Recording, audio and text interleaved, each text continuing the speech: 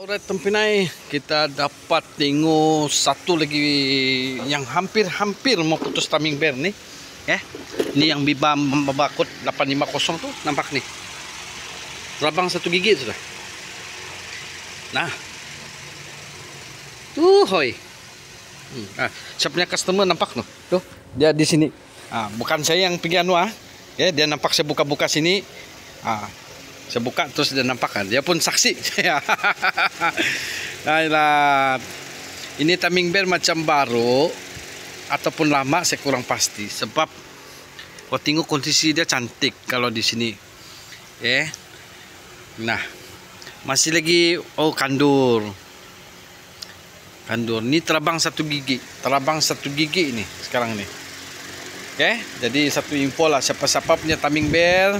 Kalau sudah macam 3 tahun, jangan ikut tahun lah. Jangan ikut tahun, ikut kilometer. Kalau kamu pakai 100.000 dah tulis anak, kamu tulis dia 80.000. Sebab 20.000 tu masa kamu start engine. Itu belum kira. Tapi saya nampak gigi macam ada makan nih. Nih. Macam ada kus-kus sikit lah.